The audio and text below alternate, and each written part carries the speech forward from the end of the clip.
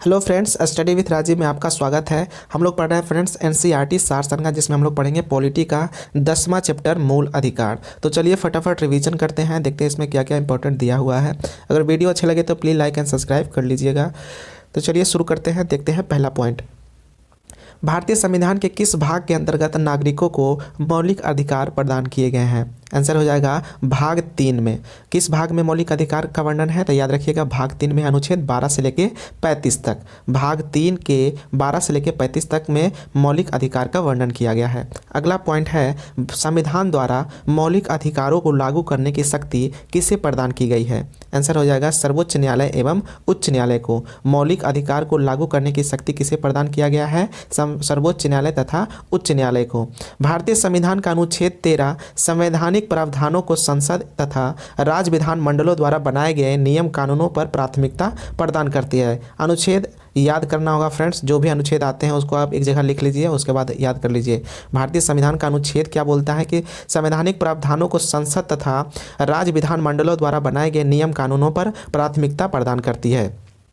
भारतीय संविधान के अनुच्छेद 13 का मुख्य उद्देश्य किसके संदर्भ में संविधान की सर्वोच्चता सुनिश्चित करना है? आंसर हो जाएगा मौलिक अधिकार के।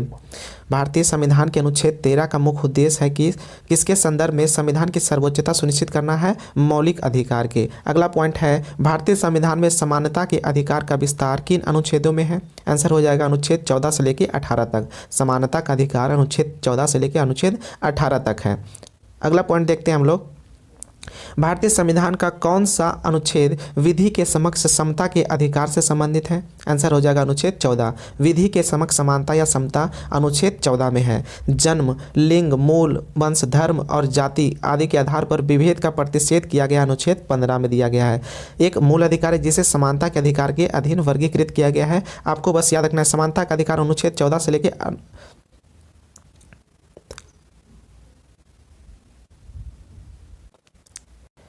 अनुच्छेद 14 से लेकर अनुच्छेद 18 तक में वर्णन है, जिसमें अनुच्छेद 14 में क्या है? विधि के समक्ष समानता। अनुच्छेद 14 में जन्म, लिंग, मूल, वंश, जाति और धर्म के आधार पर विभेद नहीं किया जाएगा। अनुच्छेद 15 में ऐसा कहा गया है। उसके बाद अगला देखते हैं हम लोग, भारतीय संविधान की प्रस्तावना में प्रयुक्त समाजवाद शब्द को किस अनुच्छेद के साथ समग्रता में रखकर सर्वोच्च न्यायालय द्वारा समान कार्य के लिए समान वेतन का मौलिक अधिकार प्रदान किया गया है? आंसर हो जाएगा अनुच्छेद 14 तथा 16 में। तो इसको आपको याद रखना है कि समान कार्य के लिए समान वेतन अनुच्छेद 16 में है। इतना याद रखिए, समान कार्य के लिए समान वेतन अनुच्छेद 16 में है। भारतीय संविधान के अनुच्छेदों में कौन सा एक लोक नियोजन के विषय में भारत के सभी नागरिकों को अवसर की समानता की गारंटी प्रदान करता है? आंसर हो जाएगा अनुच्छेद 16 के खंड 1 में और अनुच्छेद 16 के खंड 2 में। अवसर की समानता किस में है? तो सिंपली आपको याद रखना है अनुच्छेद 16 में। अवसर की समानता अनुच्छेद 16 में है। उसके बाद आगे देखते हैं, संवैधानिक उपबंध देखिए क्या क्या दिया हुआ है कि कौन कौन से केवल भारतीयों को प्राप्त है मूल अधिकार है और कौन कौन से भारतीयों और विदेशियों दोनों को प्राप्त है। तो देखिए इधर जो दिया हुआ है केवल भारतीय नागरिकों को प्राप्त मूल अधिकार, तो इसमें पूछा जाता है फ्रेंड्स कि कौन से मूल अधिकार केवल भारतीयों को प्राप्त है, तो आपको याद करना होगा। तो इस तरह से आप याद कर लीजिए कि भारतीयों को प्राप्त मूल अधिकार में कौन कौन सा अनुच्छेद आता है? 15, 16, 19, 29 और 30। अनुच्छेद 15, अनुच्छेद 16, अनुच्छेद 19, अनुच्छेद 30 और 29 और 30 केवल भारतीयों को प्राप्त ये मूल अधिकार है। 15, 16, 19, 29 और 30। इस तरह से आपको याद रखना है। बस इधर वाला याद रख लीजिए, इधर वाला अपने आप याद हो जाएगा। ठीक है, तो एक बार देख लेते हैं जो भारतीयों को प्राप्त मूल अधिकार कौन कौन से हैं। अनुच्छेद 15 में क्या कहा गया है कि धर्म, मूल, वंश, जाति, लिंग या जन्म के स्थान पर विभेद का प्रतिषेध किया गया अनुच्छेद 15 में। दूसरा है लोक नियोजन के विषय में अवसर की समानता अनुच्छेद 16 में है। लोक नियोजन के अवसर विषय में अवसर की समानता अनुच्छेद 16 में है। उसके बाद वाक एवं अभिव्यक्ति, शांतिपूर्ण एवं शस्त्र रहित सम्मेलन करने, संघ एवं सरकारी समिति बनाने, भारत के राज्य क्षेत्र में अबाध संचरण करने एवं बसने तथा व्यापार करने की स्वतंत्रता किसमें? अनुच्छेद 19 में है। उसके बाद 2 अनुच्छेद और है जो केवल भारतीयों को प्राप्त है। अल्पसंख्यक वर्गों के हितों का संरक्षण अनुच्छेद 29 में है। और लास्ट है शिक्षण संस्थाओं की स्थापना और प्रशासन करने का अल्पसंख्यक वर्गों का अधिकार अनुच्छेद 30 में है। तो ये 5 अनुच्छेद जो है केवल भारतीयों को प्राप्त है। ये 5 अनुच्छेद में जो भी मूल अधिकार दिया गया है वो केवल भारतीयों को प्राप्त है, विदेशी व्यक्तियों को ये सब प्राप्त नहीं है। कौन कौन से अनुच्छेद एक बार फिर से बोल लेते हैं? अनुच्छेद 15, 16, 19, 29, 30। ये 5 अनुच्छेद या 5 मौलिक अधिकार जो है केवल भारतीयों को प्राप्त है, अब देखते हैं भारतीयों एवं विदेशियों दोनों को जो प्राप्त मूल अधिकार कौन कौन से हैं। तो पहला है विधि के समक्ष समता और विधियों का समान संरक्षण, अनुच्छेद 14 में ये भारत तथा विदेशियों दोनों को प्राप्त है। अपराधों के लिए दोष सिद्धि के संबंध में संरक्षण अनुच्छेद 20 में है, ये भी विदेशियों को प्राप्त है। जीवन का अधिकार अनुच्छेद 21 में है। शिक्षा का अधिकार अनुच्छेद 21 के खंड ए में है। कुछ दशाओं में गिरफ्तारी एवं निरोध से संरक्षण अनुच्छेद 22 में है। शोषण के विरुद्ध अधिकार अनुच्छेद 23 और 24 में है। धर्म एवं संस्कृति की स्वतंत्रता का अधिकार अनुच्छेद 25 से लेकर 28 में है। तो ये भारतीयों और विदेशियों दोनों को प्राप्त है। इसमें से इंपॉर्टेंट सभी है फ्रेंड्स, आपको याद रखना होगा कौन कौन सा अनुच्छेद में क्या क्या दिया हुआ है। देखिए ये वाला में कन्फ्यूजन होता है अनुच्छेद 20 में और अनुच्छेद 22 में। तो देखिए अपराध सबसे पहले करेंगे, उसके बाद गिरफ्तारी होगी। इस तरह से आपको याद रखना है कि अपराध सबसे पहले करेंगे, अपराधों के लिए दोष सिद्धि के संबंध में संरक्षण अनुच्छेद 20 में, और कुछ दशाओं में अपराधी गिरफ्तारी एवं निरोध से संरक्षण अनुच्छेद 22 में है। अपराध करेंगे तभी ना गिरफ्तार करेगा, तो इस तरह से आपको याद रखना है। सबसे पहले अपराध होगा अनुच्छेद 20 में, फिर गिरफ्तारी होगा अनुच्छेद 22 में। तो ये इंपॉर्टेंट अनुच्छेद है फ्रेंड, इसको आपको याद रखना है। अब आगे देखते हैं अगला पॉइंट कि संविधान के किस अनुच्छेद के अंतर्गत अस्पृश्यता अनटचेबिलिटी का उन्मूलन किया गया है। आंसर हो जाएगा अनुच्छेद 17। अस्पृश्यता बोला जाता है फ्रेंड छुआछूत को, जिसको प्रतिषेध किया गया है अनुच्छेद 17 के तहत। संविधान में अस्पृश्यता परिभाषित नहीं है। अस्पृश्यता निवारण अधिनियम 1955 के अंतर्गत अस्पृश्यता को बढ़ावा देना एक दंडनीय अपराध है। अगला पॉइंट दिया हुआ है कि अनुच्छेद 18 का संबंध किससे है। तो याद रखिएगा अनुच्छेद 18 का संबंध उपाधियों के अंत से है। उपाधियों का अंत किया गया है अनुच्छेद 18 के तहत। अगला पॉइंट देखते हैं, भारतीय संविधान के किस अनुच्छेद में वाक एवं अभिव्यक्ति की स्वतंत्रता के मूल अधिकार का प्रावधान किया गया है। आंसर हो जाएगा अनुच्छेद 19 में। वाक एवं अभिव्यक्ति की स्वतंत्रता freedom of speech and expression किस में है। तो याद रखिएगा अनुच्छेद 19 में है। भारत के संविधान में प्रेस की स्वतंत्रता का प्रत्यक्ष प्रावधान नहीं है, परंतु स्वतंत्रता किस अनुच्छेद में अंतर्निहित है। आंसर हो जाएगा अनुच्छेद 19 के खंड ए में। प्रेस की स्वतंत्रता किस अनुच्छेद में वर्णित है। तो याद रखिएगा अनुच्छेद 19 के खंड ए में है। अगला देखते हैं हम लोग अगला पॉइंट कि भारतीय संविधान में आर्थिक समानता के मौलिक अधिकार में सम्मिलित नहीं है। आर्थिक समानता मौलिक अधिकार में सम्मिलित नहीं है। आगे पढ़ते हैं कि अनुच्छेद 19 में जो 6 प्रकार की स्वतंत्रता दिया गया है फ्रेंड्स, देख लेते हैं कौन कौन से हैं।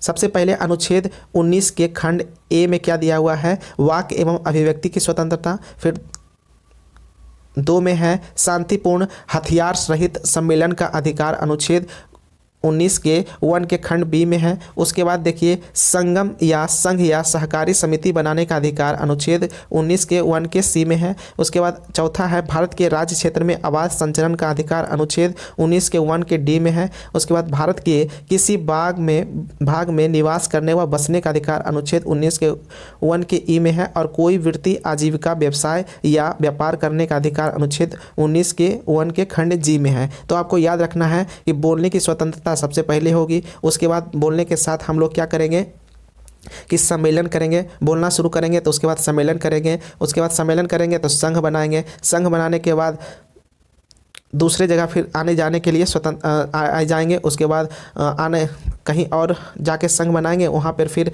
जाके बसेंगे। उसके बाद कहीं आने जाने मिलेगा तो कहीं जाके बस जाएंगे। इस तरह से आपको एक कहानी बना के आपको याद रखना है कि अगर बस जाएंगे तो फिर व्यापार करेंगे। इस तरह से 6 स्वतंत्रता अनुच्छेद 19 के अंतर्गत दिया गया है कि सबसे पहले बोलेंगे, बोलने की स्वतंत्रता मिलेगा। फिर बोलने लगेंगे तो फिर सम्मेलन करेंगे। सम्मेलन करेंगे तो संघ बनाएंगे। संघ बनाएंगे तो फिर एक जगह से दूसरे जगह जाएंगे। फिर एक जगह से दूसरे जगह जाएंगे तो फिर कहीं भी जाके बस सकते हैं। फिर कहीं भी बस गए तो जाके वहाँ पर व्यापार कर सकते हैं। इस तरह से अनुच्छेद 19 के 6 स्वतंत्रता दिया गया है।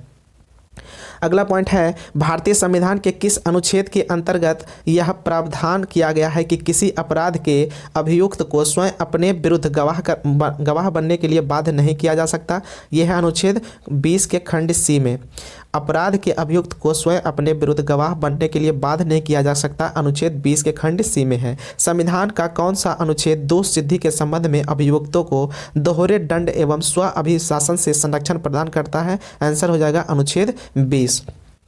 भारतीय संविधान का कौन सा अनुच्छेद व्यक्ति की विदेश यात्रा के अधिकार को संरक्षण प्रदान करता है? आंसर हो जाएगा अनुच्छेद 21। इंपॉर्टेंट है, इसको आपको याद रखना है। भारतीय संविधान का कौन सा अनुच्छेद व्यक्ति की विदेश यात्रा के अधिकार को संरक्षण प्रदान करता है? अनुच्छेद 21 के तहत। मौलिक अधिकार के अंतर्गत कौन सा अनुच्छेद बच्चों के शोषण के विरुद्ध प्रावधान से संबंधित है? आंसर हो जाएगा बच्चों का शोषण अनुच्छेद 24 में है। भारतीय संविधान के अनुच्छेद 25 में प्रयुक्त हिंदू शब्द में बौद्ध, जैन और सिख धर्म सम्मिलित है। भारतीय संविधान के अनुच्छेद 25 के में प्रयुक्त हिंदू शब्द में कौन कौन आते हैं? बौद्ध, जैन, सिख तथा हिंदू आते हैं।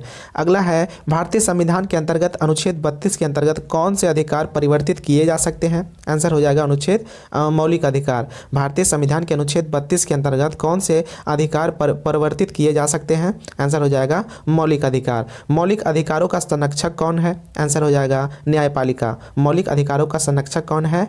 न्यायपालिका।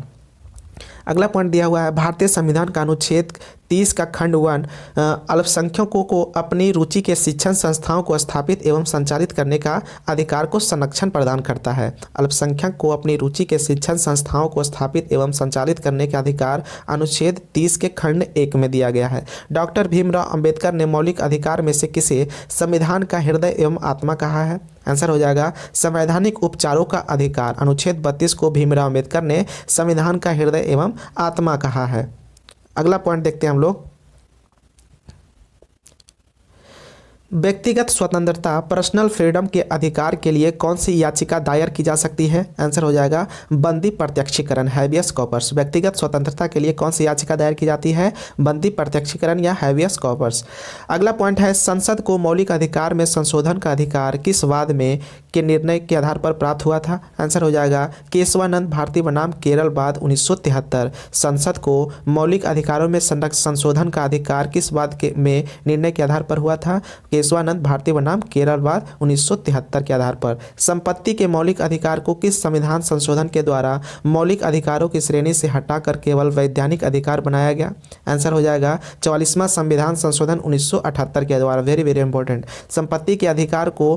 संपत्ति के मौलिक अधिकार को विधिक अधिकार बना दिया गया था 44वां संविधान संशोधन 1978 के द्वारा। वर्तमान समय में भारतीय संविधान के अंतर्गत संपत्ति का अधिकार किस प्रकार की अधिकार है? तो यह एक वैधानिक अधिकार है। संपत्ति का अधिकार एक वैधानिक अधिकार है। अगला पॉइंट है सूचना का अधिकार। राइट टू इंफॉर्मेशन एक विधिक अधिकार है जो सूचना का अधिकार अधिनियम 2005 के माध्यम से प्रदान किया गया है। नेक्स्ट पॉइंट है आर्थिक रूप से पिछड़े वर्ग इकोनॉमिकली वीकर सेक्शंस ईडब्ल्यूएस को आरक्षण प्रदान करने के लिए संविधान में कौन से अनुच्छेद जोड़े गए हैं? आंसर हो जाएगा अनुच्छेद 15 का खंड 6 और 16 अनुच्छेद 16 का खंड 6। याद रखिएगा ईडब्ल्यूएस किस अनुच्छेद में है? तो याद रखिएगा अनुच्छेद 15 के खंड 6 में तथा अनुच्छेद 16 के खंड 6 में है। 6 से 14 वर्ष की आयु के बच्चों को प्रदत्त शिक्षा का अधिकार किस प्रकार का अधिकार है? आंसर हो जाएगा शिक्षा का अधिकार भी एक तरह का मूल अधिकार है। 6 से 14 वर्ष की आयु के बच्चों को प्रदत्त शिक्षा का अधिकार एक मूल अधिकार है। भारतीय संविधान द्वारा प्रदत्त संवैधानिक उपचारों का अधिकार गैर नागरिकों को भी उपलब्ध है। अगला पॉइंट है कौन सा मूल अधिकार राष्ट्रीय आपातकाल में भी समाप्त या सीमित नहीं किया जा सकता? तो ये देखिए राष्ट्रीय आपातकाल में कौन कौन से समाप्त नहीं होते हैं? व्यक्तिगत स्वतंत्रता तथा जीवन का अधिकार।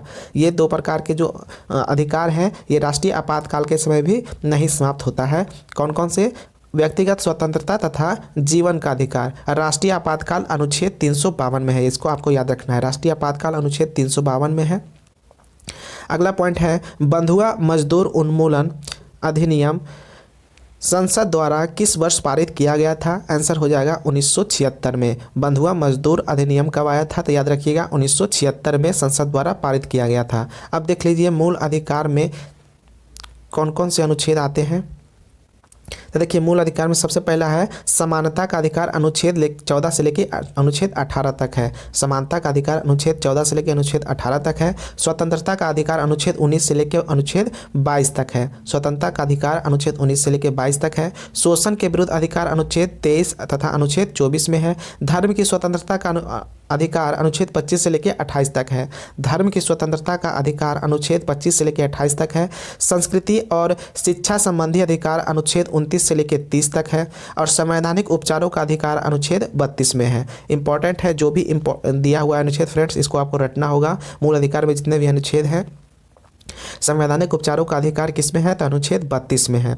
अगला पॉइंट है अनुच्छेद 26 के अंतर्गत सभी धर्मावलंबियों को धार्मिक संस्था की स्थापना व धार्मिक कार्यों के प्रबंधन का अधिकार दिया गया है। किस अनुच्छेद के तहत? अनुच्छेद 26 के तहत। तो ये था हमारा फ्रेंड्स मूल अधिकार। नेक्स्ट वीडियो में हम लोग देखेंगे राज्य के नीति निदेशक तत्व। मिलते हैं नेक्स्ट वीडियो में, तब तक के लिए जय हिंद। अगर वीडियो अच्छे लगे तो सब्सक्राइब कर लीजिएगा।